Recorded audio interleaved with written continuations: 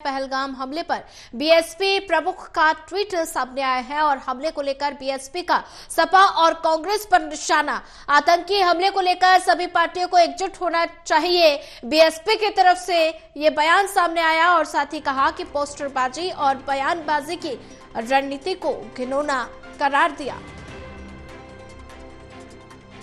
पहलगाम हमले पर बीएसपी प्रमुख का ट्वीट, हमले को लेकर बीएसपी का सपा और कांग्रेस पर निशाना।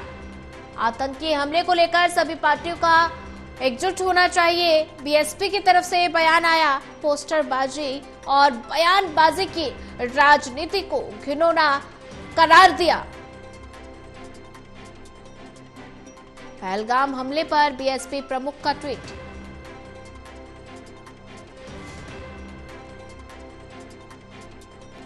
हमले को लेकर बीएसपी का सपा और कांग्रेस पर निशाना। आतंकी हमले को लेकर सभी पार्टियों को एकजुट होना चाहिए, पोस्टरबाजी और बयानबाजी की राजनीति को घिनौना करार दिया। पहलगाम हमले पर बीएसपी प्रमुख का ट्वीट सामने आया है। हमले को लेकर बीएसपी का सपा और कांग्रेस पर निशाना। आतंकी हमले को लेकर सभी पार्टियों को एकजुट होना चाहिए, बीएसपी की तरफ से कहा गया।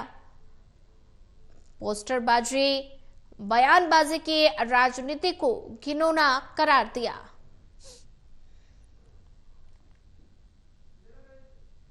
और ज्यादा जानकारी साझा करने के लिए हमारे साथ असिस्टेंट एडिटर ललित कांडपाल जुड़ चुके हैं। ललित, पहलगाम हमले पर बीएसपी प्रमुख का ट्वीट सामने आया है और हमले को लेकर बीएसपी का सपा और कांग्रेस पर उन्होंने निशाना साधा है, साथ ही कहा कि आतंकी हमले को लेकर सभी पार्टियों को एकजुट होना चाहिए।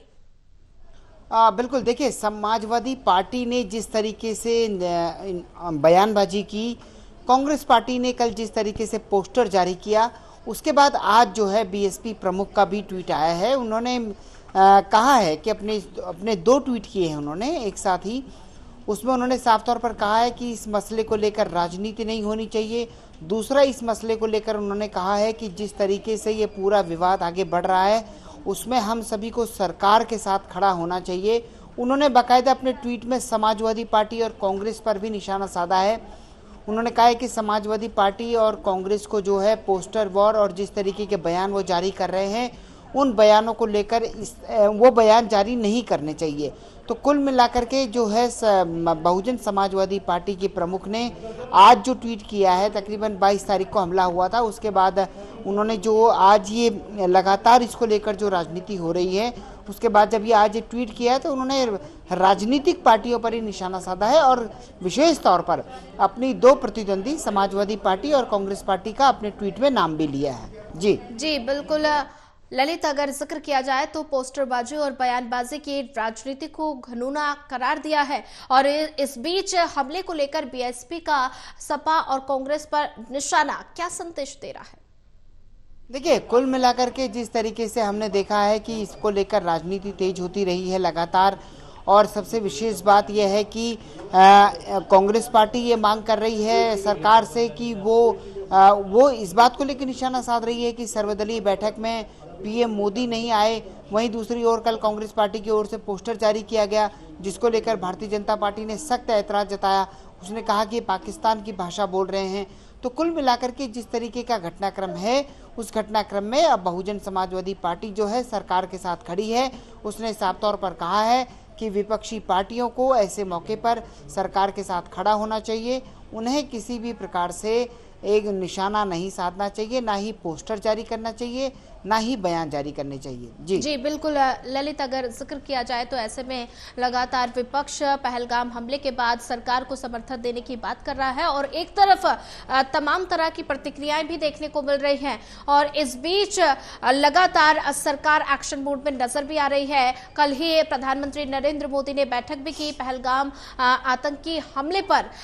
तीनों सेना प्रमुख से प्रधानमंत्री नरेंद्र मोदी ने बैठक की है और खुली छूट दी गई एक तौर पर। तो ऐसे में आतंकी हमले को लेकर लगातार राजनीतिक दल भी समर्थन देते हुए नजर आ रहे हैं।